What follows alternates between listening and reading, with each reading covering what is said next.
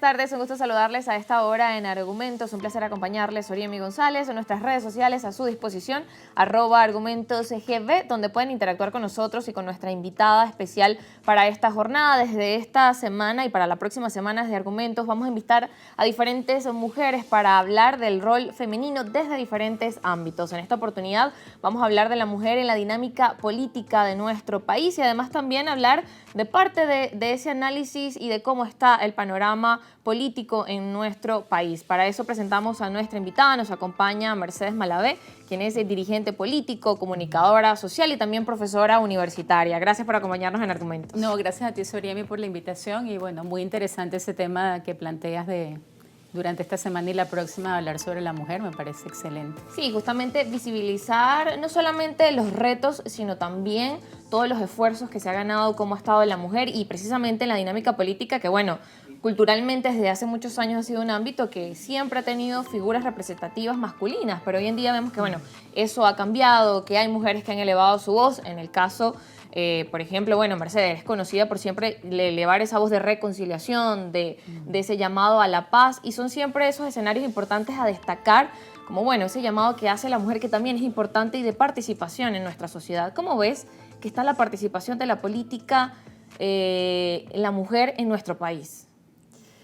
Bueno, mira, el tema de la participación política en Venezuela, que además garantiza nuestra Constitución, los derechos políticos de los venezolanos, está bastante restringida para hombres y mujeres, ¿no? O sea, yo creo que aquí siempre es bueno centrar la discusión en la realidad que vivimos como país, ¿no? Y como lo que son todo el despliegue de las libertades humanas, ¿no? Claro, porque más allá de las luchas que hay, es como, bueno, esa realidad. Claro, es el marco, el terreno en el que nos movemos. Y lógicamente, ¿no? Si está afectándose el tema de los derechos políticos, por supuesto que la mujer sufre quizás un poco más, ¿no? Porque está iniciándose, como tú lo dices, ¿no? En tener más protagonismo, más participación.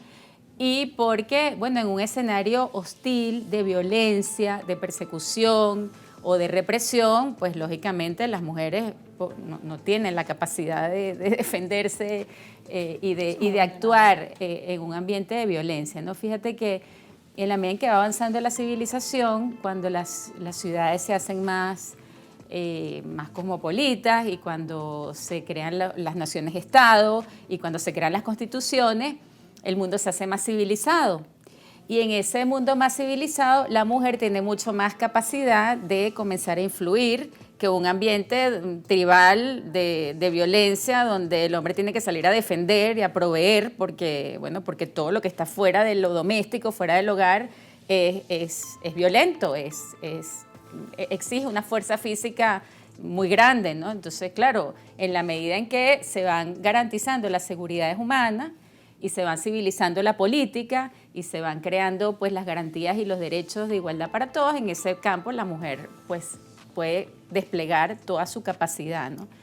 Yo también quería aprovechar, porque me planteaste el tema de la mujer cuando me invitaste al programa, yo me puse a pensar un poco en esas cualidades de la mujer que pueden aportar mucho al mundo político, ¿no? Y son cualidades que uno ve desde el plano más, vamos a decir, biológico, físico, hasta el plano más con las que nacemos. Exacto, hasta el plano más social, pero todo tiene como una hilación, ¿no? Empecemos por lo biológico, ¿no? La mujer tiene una capacidad natural para engendrar vida, ¿no? O sea, tiene un cuerpo atractivo y apto para engendrar vida, ¿no? Y este tema de la atracción es muy importante, ¿no? Porque si no, no habría reproducción de la vida humana, ¿no? O sea, que también eso ayuda a que cada mujer valore mucho su cuerpo, su feminidad. Cuando toca hablar de estos temas a niñas jóvenes, a adolescentes, pues lo primero que hay que hacerles ver es que tienen una riqueza, un tesoro muy valioso en sus manos, ¿no? Y que lo tienen que cuidar y lo tienen que proteger también de cualquier cosificación, ¿no? Pero que es una atracción natural, que es buena, que está al servicio de la vida humana y que es muy positiva, ¿no? Yo a veces discuto con el feminismo, con las corrientes feministas, que ven esa atracción como una cosificación negativa, ¿no? Entonces quieren romper con toda esa atracción que existe en la mujer desde muy antiguo, ¿no? Desde los griegos ya se ve como las mujeres pues pueden volver loca a una persona, ¿no? Por su atractivo, por su belleza. Y yo digo, bueno, claro que hay el peligro de la cosificación, pero hay que partir de una base natural buena y necesaria, querida por el Creador, pues. Y en este sentido, todo está al servicio de la vida, ¿no? Entonces, engendramos vida, ¿no? No muerte, no maltrato. Somos capaces de engendrar vida. Luego, en los primeros, en el tema más social, digamos, la primera relación que se da entre una mujer y otro ser humano es con los niños, ¿no? Con sus hijos. Y ahí las mujeres también tienen unas cualidades de intuición muy grandes que le permiten conocer las necesidades del otro de una manera intuitiva, sin que el otro diga, sin que el otro hable. Tienen una capacidad de conectar con el ser humano impresionante y esa intuición no la pierden en la medida en que la desarrollan, pues son capaces de conocer y de entender al hijo adolescente, mayor, al marido, al papá, a la mamá, de cuidar a sus padres, ¿no? Porque van desarrollando esa capacidad de saber qué necesita el otro, aunque no lo pueda ni siquiera comunicar, ¿no? Esa intuición, que es un conocimiento superior al conocimiento racional, discursivo, etcétera. Sí, es particular de la mujer, como dices. Exacto, es una cosa que también puede desarrollar y desplegar en la comunidad, ¿no? Y ahí vamos a un núcleo más grande, que es el núcleo social de la familia, de las relaciones vecinales o con la comunidad, etcétera. Pues las mujeres también tienen una capacidad de detectar necesidades, de atenderlas, de ayudar, de ser delicadas, de ser comprensivas, de echar una mano, pues, de sostener, ¿no? Y uno lo ve en las comunidades cuando las mujeres, bueno, en la base política de esta sociedad y yo creo que de todas las sociedades del mundo, quienes están son mujeres, ¿no? Mujeres que están al servicio. El otro día estaba en una actividad social en un sitio de Baruta que se llama Las Minitas y estaba con una líder social y le hice muchísimas preguntas y todas me las respondió. Número de familias, conoce la comunidad, número de familias, número de niños, personas enfermas, personas desnutridas, y me iba respondiendo una tras otra todas las preguntas, impresionante. Al final la felicité y le dije, oye, de verdad que tú tienes un conocimiento de tu comunidad impresionante, ¿no? Y saben y no se olvidan, etcétera, ¿no? Luego vamos al ámbito político, pues todas estas cualidades deberían estar al servicio de la deliberación política, de las ideas políticas, de la aprobación o desaprobación de leyes, de conocer qué ideologías o qué tendencias mundiales le hacen bien o no le hacen bien al niño, al adulto mayor, al hacer compatible el trabajo profesional, el desarrollo intelectual, el trabajo empresarial con una serie de aspectos humanos necesarios para que esos ambientes profesionales, políticos, pues no se deshumanicen, ¿no? Y bueno, y así todo lo que tiene que ver con la persona se le da muy bien a la mujer, ¿no? Como digo, desde lo más biológico hasta lo más social. Si una mujer llega a la política para deshumanizarse, para llamar a la violencia, para promover cultura de la muerte, o del exterminio de otro o de tal, bueno, pues entonces está desvirtuando su propia naturaleza, que creo que está al servicio de la vida y del cuidado de las personas, ¿no? Claro, perder esas cualidades que, como dices, bueno, son propias de la mujer y que son esenciales en la dinámica política y en los diferentes ámbitos, no solamente en nuestro país, sino en el mundo, en diferentes esferas, que ella esté allí y con su participación y con esas cualidades, pues bueno, puede ser de influencia. Nos corresponde ir a la pausa, pero al regreso seguimos conversando de este tema, parte de esas cualidades, pero también conocer de Mercedes Malavé dentro del mundo de la política. Ya venimos.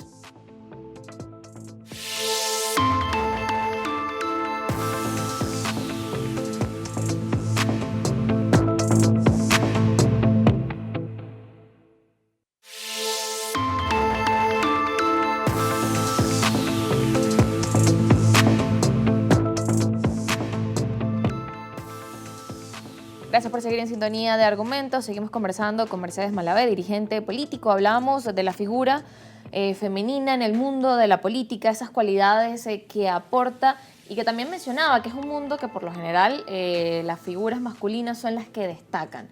En su caso, ¿cómo inició Mercedes Malavé a interesarse por el mundo de la política? ¿Qué hubo o quizás en tu historia que dirías, bueno, alguien me inspiró o hubo algo que dijera, mira, por esta persona de pronto yo decidí dedicarme a esto? Bueno, la verdad es que desde muy pequeña, ¿no? Desde la actividad escolar, empecé a involucrarme en cuestiones que de alguna manera requieren liderazgo, ¿no? O sea, el centro de estudiantes, la organización de actividades, pues siempre estuve, ¿no? Como desde sexto grado involucrada en todas esas cosas. Luego en la universidad, yo estudié en la Universidad Católica Andrés Bello, periodismo, y la verdad es que allí, también por la época en la que me tocó estudiar, del 99 al 2000, del 97 al 2002, la política en Venezuela, los partidos atravesaban una gran crisis, llegó el gran liderazgo carismático de Hugo Chávez, que yo nunca acompañé, la verdad, y bueno, quizás allí no ejercí tanto el liderazgo estudiantil, pero sí recuerdo que con amigas de la universidad hacíamos mucha labor social en el Hospital Pérez Carreño. Semanalmente íbamos a visitar a los pacientes y bueno, eso nos fue llevando a organizar cosas, a conseguir donaciones, de alguna manera a movilizarnos, a hacer fiestas en Navidad, ayudar a las familias. Recordemos que en el Hospital Pérez Carreño hay una unidad de personas que han tenido accidentes graves y están cuadraplégicas o tienen, bueno, pasan, no sé si todavía, pero largos periodos allí, entonces siempre había cosas que hacer y bueno, nos involucramos mucho, quizás por allí fui orientando pues todo este tema de la preocupación por el bien común, por las cuestiones de organización, etcétera. Y cuando estaba a punto de graduarme, mis amigas de la universidad, el grupo de amigas, me pasaron un panfleto de un concurso sobre la democracia sustentable, un concurso de ensayos sobre la democracia.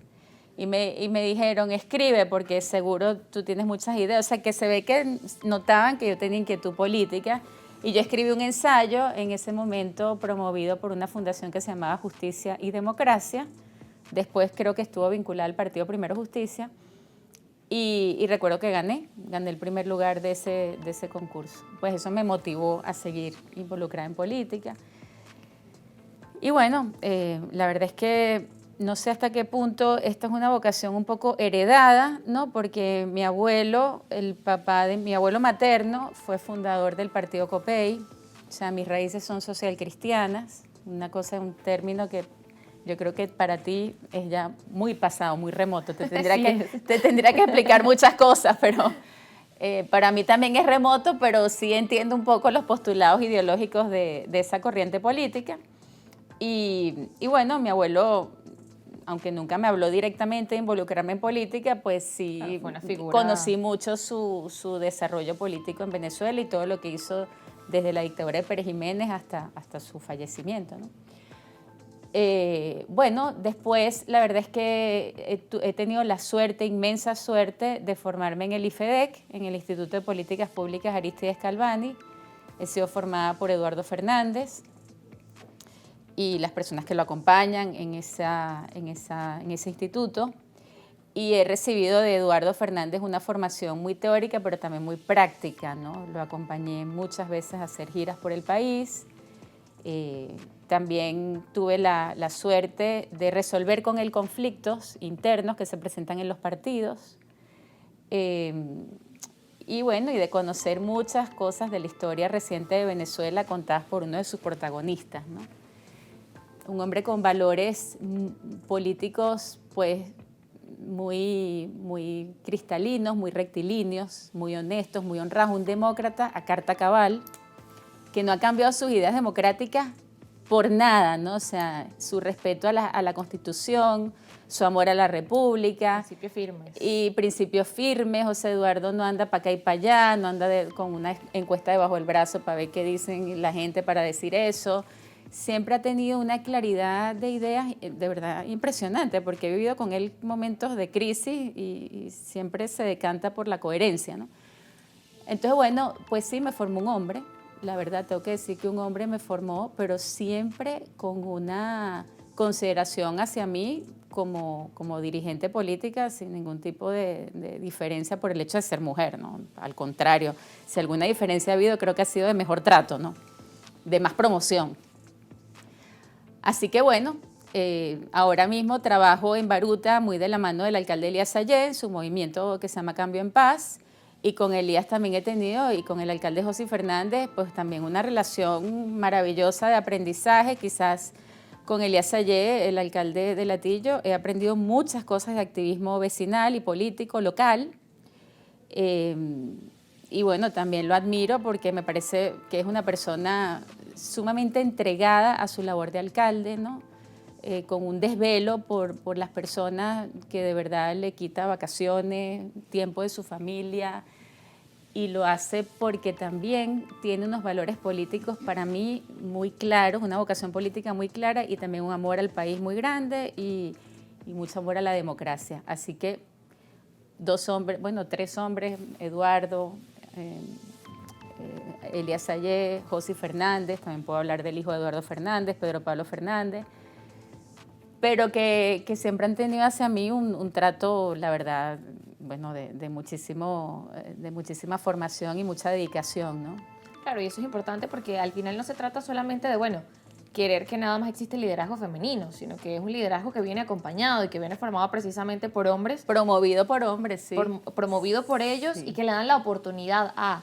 Y en este caso no es como, bueno, te ganas la oportunidad solo por ser mujer, sino porque estás allí activa, sino que estás ejerciendo esas cualidades, como decías, bueno, el tema desde el inicio, empezar, bueno, con ese sentir de preocuparte por las necesidades de la comunidad y estar activa, formándote, eso también es importante y es lo que también es bueno destacar, que el tema de que es un trabajo acompañado, de mirar que cada quien tiene sus cualidades y de permitir que, bueno, la mujer avance, pero que también el hombre funcione como en ese sentido de formar. Eso es importante, ¿no? O sea, no esperar del hombre una cuota, ¿no? Que me des porque me lo merezco, porque soy mujer. Esperar del hombre la formación, la capacitación, el entrenamiento, ¿no? También el deporte lo veo, ¿no? De verdad que también en la actividad deportiva, ahora pienso, yo estoy también rodeada de hombres que me han formado, incluso en el terreno físico, ¿no? Pero no te van a hacer la tarea, o sea, la tarea la tienes que hacer tú, las metas las tienes que cumplir tú, el desarrollo, y después no vas a exigir una cuota, sino que simplemente le vas a agradecer que por la formación que te dieron pudiste llegar muy lejos, ¿no? Pero sería denigrante que alguna de estas personas me digan, mira, te voy a dar esta cuota porque aunque no haces nada, aunque no aprendiste la tarea, aunque no ejerces, aunque no cumples con los objetivos, bueno, te lo mereces porque eres la única mujer. Eso me parecería un trato denigrante, ¿no? Ninguno lo ha ejercido así, ¿no? Siempre me han dado las herramientas para que yo sea, para que yo haga, para que yo ejerza, para que yo crezca, ¿no? Y eso es importante, el tema de las oportunidades. Nos corresponde ir a la pausa, pero antes me gustaría, Mercedes, que brevemente también nos puedas decir si en algún momento te encontraste ante una situación que, bueno, mencionabas que con estos hombres que te formaste, bueno, siempre te dieron la oportunidad, pero en algún momento estuviste en un escenario donde dijeras, bueno, siento que no me toman en cuenta mi voz por ser mujer. No, en ningún escenario. He sentido que no me toman en cuenta mi voz junto a muchos hombres. O sea, somos un grupo de políticos, hombres y mujeres, que pareciera que, no sé, que nuestra voz en la democracia venezolana no tiene ni juega ningún rol, ¿no?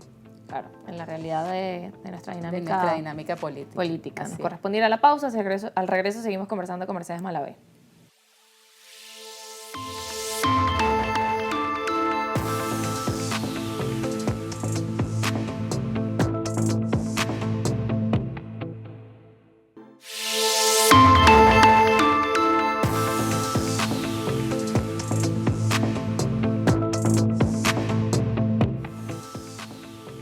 Continuamos conversando en Argumentos con Mercedes Malavé, hablamos de la figura femenina en la política, de los retos que se enfrentan y que muchas veces, más allá de ser retos por el tema de ser mujer, son retos que enfrentan tanto hombres como mujeres en nuestro país. En ese sentido también, ¿qué retos hay en la dinámica política? ¿Cómo avanzar también para de alguna forma afrontar estos retos que en algunos casos, bueno, más allá de solamente alzar la voz, es un proceso largo porque, como decías, bueno, muchas veces se alza la voz pero no se escucha. Y mucho de eso, de pedir democracia, de pedir condiciones, de pedir también la reconciliación, muchas veces eso como que queda en el aire y es un trabajo como arduo, o sea, tener esa labor política y querer alcanzar algo y al final sentir que, bueno, son esfuerzos donde no se ve un resultado. Sí, el reto que tenemos, Soriemi, como políticos venezolanos, es recuperar la democracia, ¿no? Que no es otra cosa que recuperar unas reglas de juego que nos permitan a todos, ¿verdad?, ejercer bajo las mismas reglas y bajo las mismas leyes, ¿no?, nuestra función política, ¿no? Por una serie de hechos políticos, esa dinámica democrática, constitucional, de igualdad de reglas de juego se ha roto, ¿no? se ha roto tanto por errores de un lado como de otro. O sea, yo creo que si hacemos un repaso, pues nos vamos a dar cuenta que nos fuimos todos orientando hacia una política poco democrática, ¿no?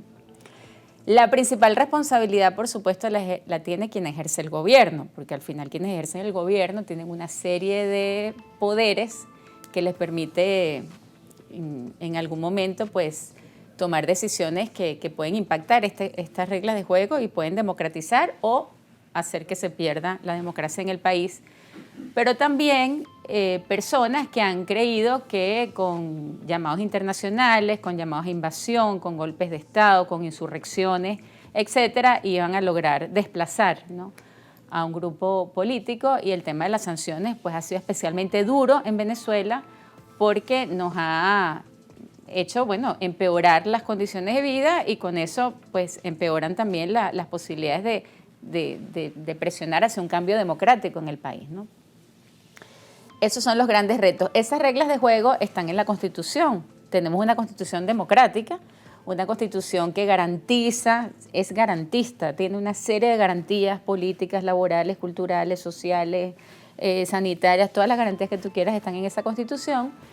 Y cualquier artículo que uno lee ahorita, si lo abrimos incluso al azar, nos vamos a dar cuenta que estamos en deuda con ese artículo y con este otro y con todos, ¿no?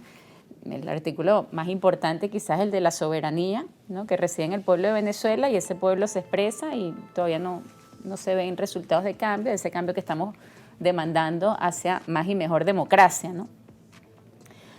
¿Cómo recuperamos esto? Bueno, yo creo que hace falta un gran esfuerzo de diálogo nacional, de reconocimiento político, y aquí quiero decir una cosa, ¿no? O sea, hay consignas que no son políticas, ¿no?, y que son más bien como, yo diría, escatológicas, como finales, ¿no? Y cuando las aplicas en política, los resultados son nefastos, ¿no?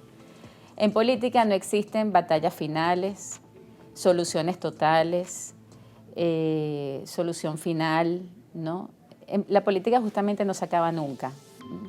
Es el campo para dirimir los conflictos que siempre se van a generar una y otra vez en la sociedad, Un día ¿no? hay uno y al siguiente llega otro y así. Así es. Si tú hablas de una solución total y de una solución final, estás hablando prácticamente de un exterminio de personas, ¿no? O sea, que igual no van a acabar, o sea, va a acabar muy mal, con un saldo muy negativo, y no va a resolver el problema en lo absoluto, ¿no? Lo que va a dejar es más problemas en su historia política, en su historia como nación, ¿no? Por lo tanto, tenemos que ir saliendo de esas consignas y entrar en otras que son más políticas, ¿no? Otras que tienen que ver con la democracia, con la participación, con la ciudadanía, con poder expresarnos respetuosamente, con poder encontrar la verdad entre una serie de ideas que van sumándose y que deberían ayudarnos a organizar un consenso, como se organizó el consenso aquí cuando se hizo la Constitución, por ejemplo, y empezar a transitar ese camino de no amenaza, de no soluciones finales ni totales, sino de ir aprendiendo a convivir nuevamente en medio de las diferencias que siempre, repito, se van a generar. Esto es importante por el tema de las libertades, por el tema de la política, por el tema de la democracia, pero también es importante por el tema económico. Este tipo de relaciones políticas tan mermadas, tan conflictivas, tan de desplazamiento de unos por otros, empobrece al país, ¿no? Lo empobrece, lo encadena, lo bloquea, lo cierra, lo aísla, ¿no? Para poder defender juntos las mejoras económicas que el país necesita, necesitamos un gran consenso político, ¿no? Aunque sea pensando en eso, en las condiciones materiales que los venezolanos necesitan para poder estar aquí, para no migrar, para tener calidad de vida, bienestar, servicios públicos, etcétera, ¿no? Tenemos una deuda con la democracia, porque al final eso se va a traducir en calidad de vida. Venezuela, los mejores años en términos de bienestar y de seguridad social y de vivienda y de educación los tuvo en los años de democracia, ¿no?, de alternabilidad, de república civil. Antes de eso ves pobreza, miseria, enfermedad, desigualdad. Y después de ese periodo de alternabilidad, de democracia, ¿qué vemos? Lo mismo, pobreza, miseria, desigualdad, ¿no? Un manejo poco autónomo de nuestros recursos naturales. Y entonces uno dice, bueno, ¿qué hemos ganado con este conflicto? Absolutamente nada. Lo que hemos hecho es perder, perder y perder, ¿no? Bien, en ese sentido también, ¿cómo la figura, hablando en el tema de la mujer, es importante que participe y también como una figura que puede funcionar quizás, bueno, en características generales podemos ver a la mujer como mediadora, en ese sentido de alcanzar el consenso, que es tan importante para nuestro país y que esta palabra la escuchamos consenso y realmente cuánto quisiéramos ver eso, pero a veces parece, bueno, un consenso que se ve difícil y por eso mismo que dices, bueno, por muchas veces el diálogo que se maneja, los comentarios que se hacen, más bien se lleva, bueno, un extremo y el otro y no pareciera o se ve lejos ese consenso. Sí, yo creo que lamentablemente las mujeres políticas también han caído en esta misma polarización del lenguaje, del discurso, de las soluciones finales, totales, etcétera. Y bueno, al final uno ve que es la libertad humana, ¿no? O sea, nosotras sí tenemos una capacidad de mediar, tenemos capacidad de dirimir conflictos, tenemos capacidad somos más propensas a no dejarnos llevar por ese yo impongo mi opinión, como es el hombre, ¿no? El hombre es más competitivo, más, bueno, quizás por su misma naturaleza protectora, proveedora, pues se impone, ¿no? La mujer sabe hacer las cosas de una manera más mediando y al final logra lo que quiere también, ¿no? O sea, en términos de reconciliación, de calmar a la familia, etcétera. Ahora, si te quieres ir por preferencias, si te quieres ir por alimentar conflictos, etcétera, pues también lo puedes hacer, digamos, la naturaleza del ser humano es sobre todo libre, ¿no? Somos hombres y mujeres, pero sobre todo somos libres todos para hacer con nuestra vida y con nuestras ideas lo que queramos. Pero sí deberíamos aprovechar esa capacidad de saber resolver los conflictos sin violencia para ayudar al país a que salga adelante, ¿no? Porque al final vamos a pasar a la historia como personas que fueron capaces de recuperar y recomponer la democracia en Venezuela o alimentamos el quiebre de la república por intereses mezquinos y personales, ¿no? El punto es eso, avanzar hacia esa conciliación y cuán importante es que cada voz sume, que cada persona desde su ámbito pueda actuar hacia eso, porque al final, bueno, podemos pensar que algunas actuaciones son pequeñas, pero en la construcción total, cada pequeña acción cuenta. Nos corresponde ir a la pausa, pero al regreso seguimos conversando con Mercedes Malavé.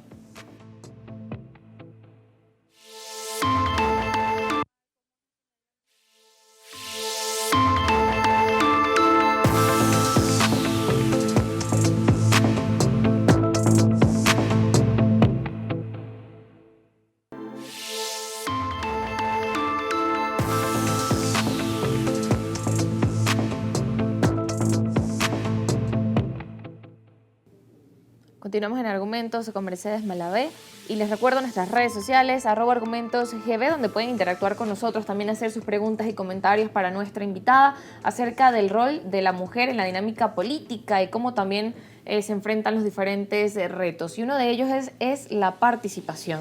¿Cómo consideras que es importante la participación de la mujer en los diferentes ámbitos? Que va desde la parte de voy y ejerzo mi derecho al voto, pero también la participación de la mujer en los diferentes cargos que están dispuestos, por ejemplo, para estas elecciones que vienen este año. Bueno, fíjate, Soriemi, hay un llamado a la abstención, nuevamente a la abstención electoral a partir de los eventos del 28 de julio, ¿no? El camino de la abstención ya lo hemos probado y no da ningún resultado, más bien desmoviliza mucho a la sociedad y mantiene a la gente como sin esperanza, sin actividad, ¿no? Es verdad que el escenario político es muy desesperanzador desde el punto de vista del entendimiento, la negociación, el reconocimiento de espacios para la alternancia y para el equilibrio en el manejo del poder. Es muy desesperanzador, pero si nos quedamos en la casa, más desesperanzados vamos a estar, ¿no? Porque si algo lo motiva a uno es poder hacer actividad política, aun en medio de estas circunstancias difíciles que vivimos en el país, ¿no? Ayer se generó un debate más o menos fuerte en X. Yo acompañé la opinión de Enrique Capriles de llamar al ciudadano a ser consciente de que el voto sigue siendo un instrumento, si no de cambio, por lo menos de expresión de la opinión, ¿no? Y por lo tanto de lucha. Y que el camino de la abstención, como te dije, ya lo hemos probado y no ha dado ningún resultado.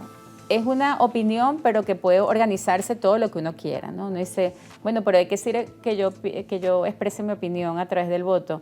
Bueno, si te parece poco, organiza a 10 y llévalos a opinar a esos 10, y si te parece poco, organiza 100, y si te parece poco, métete en tu urbanización, y si te parece poco, métete en el municipio y organiza un gran movimiento de opinión, ¿no?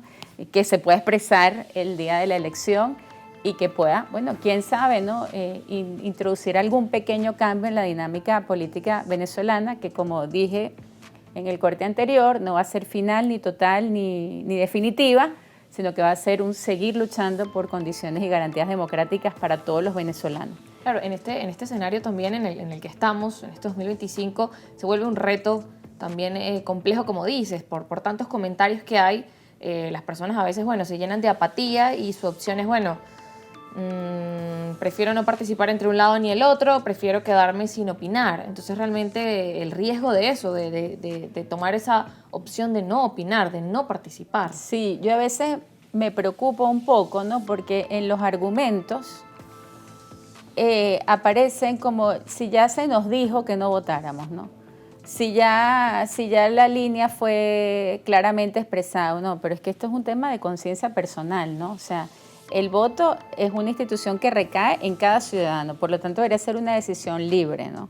Respetar los que quieran y no quieran es fundamental, ¿no? Eso es importante. Y no decir, bueno, yo respeto a los traidores que votan. Es que antes los traidores entonces eran los que no votaban. Entonces, al final, es un clima antipolítico, intolerante, ¿no? Que no respeta la decisión personal en conciencia de cada uno, ¿no? Sí, a mí me preocupa muchísimo la imagen o la posición de mi partido porque decidió participar. Bueno, ok, no participe, pero no te pongas a insultar a la otra mitad de tu partido que decidió participar, ¿no? O sea, porque eso denota que del lado de los que insultan no hay ningún tipo de argumento, ¿no? Y hay como una especie de temor a que sean desplazados por su inacción, por su deserción política, por su quedarse esperando una solución definitiva. Si las soluciones mágicas existieran, si fueran posibles, pues yo también estaría de acuerdo en una solución mágica. Haces así, todo se resuelve. Bueno, ¿quién no va a estar de acuerdo con eso? Si fuera un hecho, pues todos estaríamos a favor de la solución mágica. El tema es que no existen las soluciones mágicas, ¿no? La realidad es que tenemos que seguir luchando, seguir insistiendo, seguir opinando. Opinar es una manera de contribuir a la democracia. En una sociedad. Y opinar dentro de qué parámetros, como decías, no del irrespeto, sino con respeto y la tolerancia, que realmente hace mucha falta en la dinámica política y en nuestra sociedad. Y opinar mediante el voto es un ejercicio civilizado y totalmente pacífico de expresar tu opinión. O sea, y ya, tranquilo. Y quienes no quieran expresar su opinión, que no la expresen, pero que no haya una especie de antagonismo para mí estúpido, ¿no? O sea, como si fuéramos borregos que tenemos que estar detrás de una misma línea, ¿no? Yo ese criterio no lo comparto. Lo contrario, ¿no? Exactamente, exactamente. Además, una cosa, esta batalla, vamos a decir, política, no la vamos a ganar ni a perder en las redes sociales.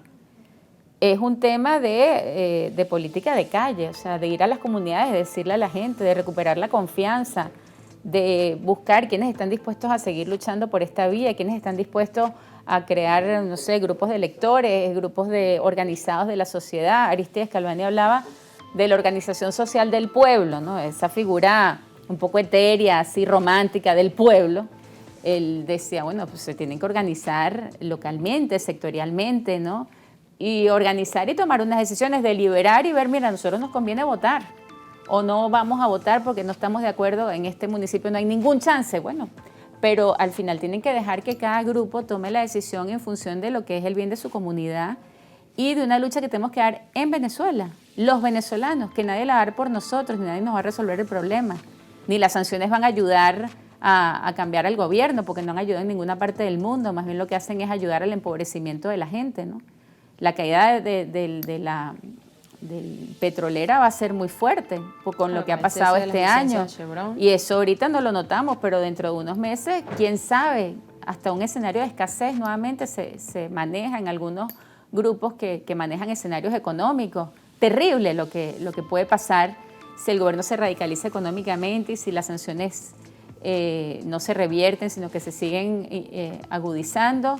Y solución política no va a haber porque no la ha habido en ninguna parte del mundo y porque si tú haces a la gente dependiente y pobre, pues le impides luchar por sus derechos más trascendentes, ¿no? Claro, y por eso allí se hace, como decíamos, importante la participación desde cada sector.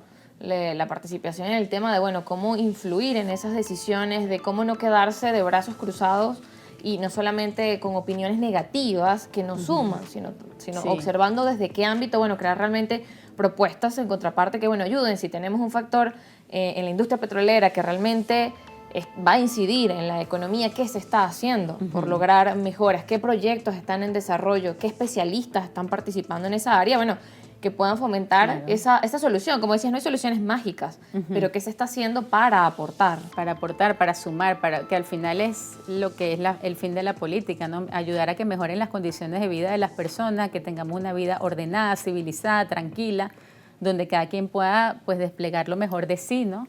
Y no esta situación de precariedad espantosa que no solo no te deja vivir económicamente tranquilo, sino que tampoco te deja opinar, tampoco te deja pensar, tampoco te deja expresar tus ideas como tú quieras, ¿no?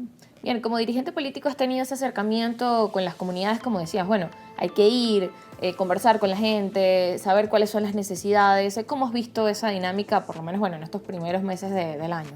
Sí, constantemente.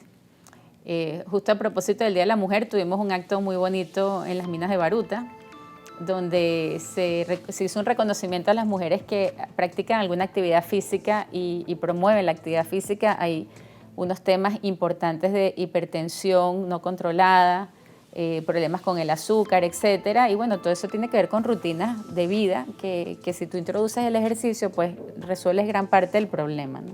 Sin depender incluso a veces de medicina. Otras veces sí, pero bueno, en muchos casos puedes incluso prescindir de la medicina, ¿no? Claro, con buenos hábitos. Pues cuando la gente ve que el político está al servicio de esas buenas actividades, que además las haces no saltándote por encima, sino buscando a los líderes naturales y diciéndole vamos a hacer esto, vamos a hacer otro, y le facilitas algunos medios para hacerlo, y te pones al servicio, pues inmediatamente la gente te pregunta, ¿vas a ser candidata?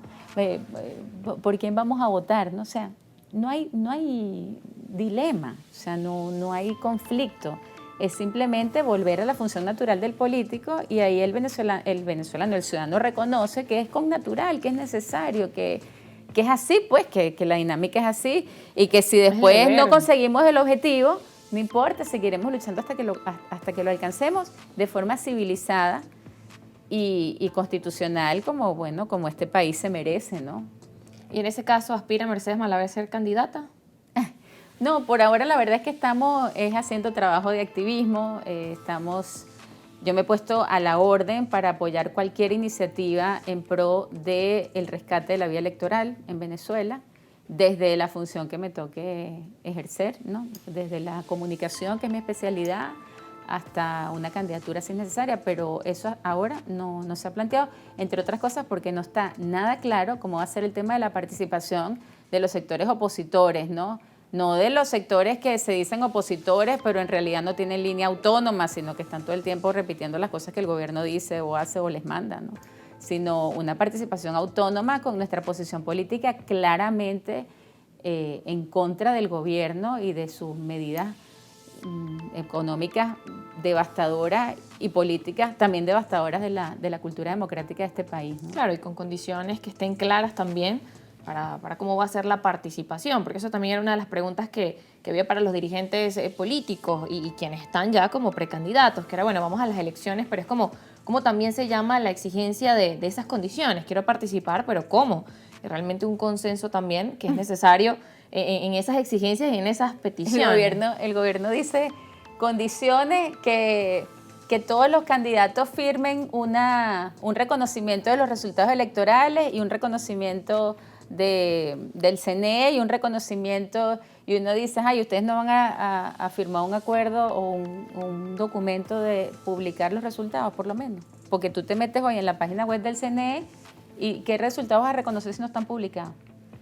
Y eso es una cosa que en este país no había ocurrido, ¿no? Entonces, bueno, las garantías efectivamente las tiene que dar el gobierno, que es el principal responsable, y se tiene que comprometer, no sé si firmando nada, porque la verdad es que no tendrían nada que firmar, lo que tendrían que hacer es cumplir la ley y la Constitución, que está clarísima, y la ley orgánica del Poder Electoral, y todo está clarito, o sea, no, simplemente es ser serios, pues, o sea, ser serios con las exigencias que tiene nuestro pacto social, nuestra ley fundamental. Y yo creo que todos vamos a ser más felices si vivimos así, ¿no? Porque no hay nada que nos enorgullezca más como venezolanos y nos reunifique más que cumplir con esa ley que todos aprobamos y que es nueva relativamente, porque lo que tiene son 25 años, ¿no? O sea, todavía está en periodo, vamos a decir, de prueba, entre otras cosas, porque no se ha puesto en práctica completamente. Hay muchas deudas, como te decía. Que ahora, bueno, se plantea el tema de la reforma, que es la pregunta que te voy a hacer luego de la pausa. Ya seguimos con más de argumentos. Sí.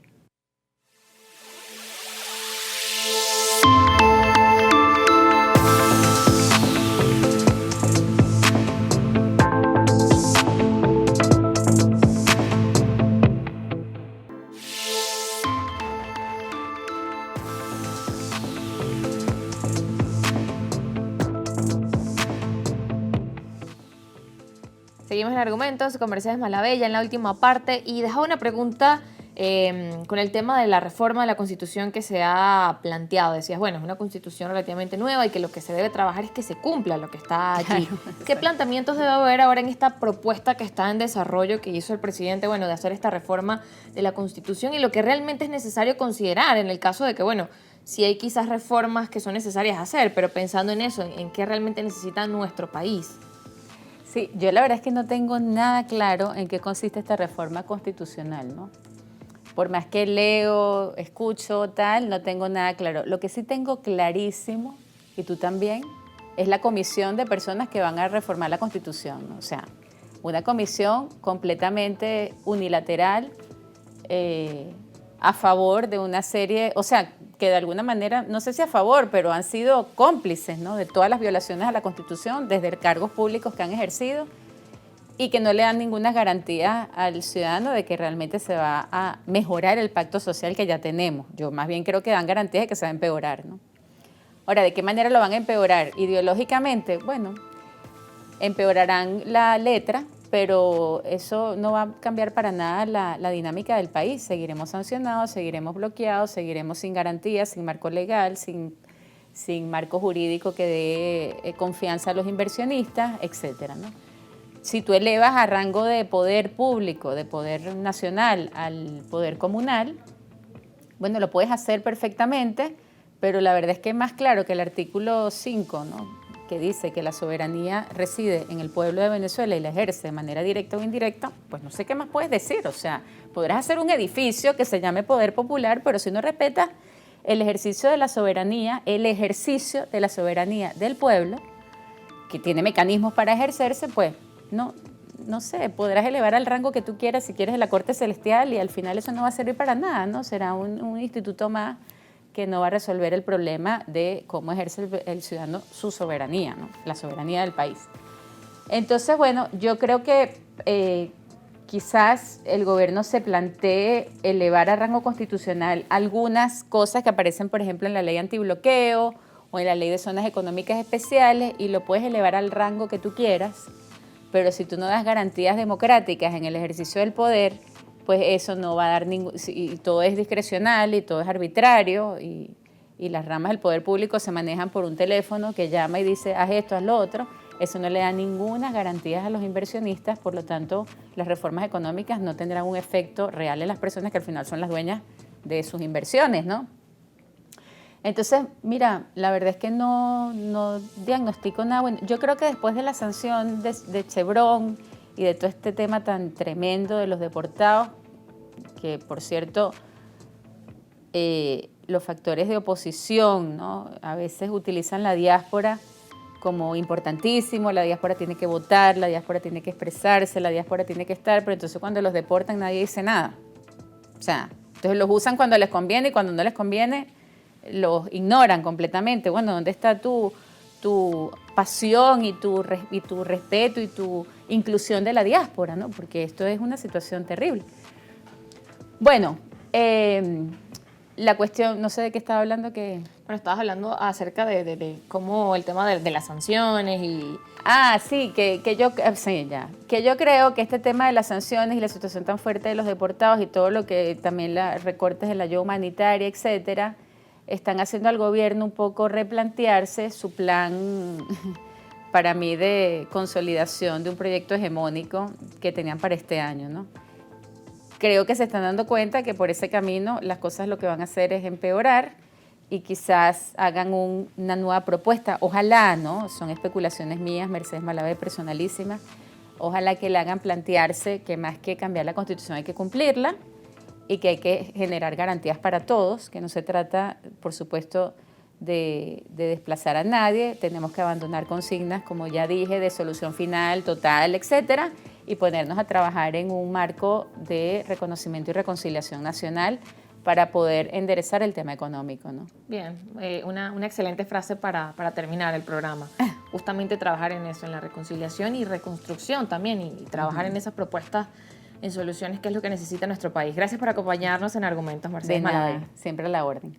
Siempre bienvenida a este espacio y ustedes gracias por estar en sintonía también de nuestro programa. Recuerden nuestras redes sociales, @argumentosgb, mi cuenta @soriemi. Quedamos despedidos. Feliz tarde.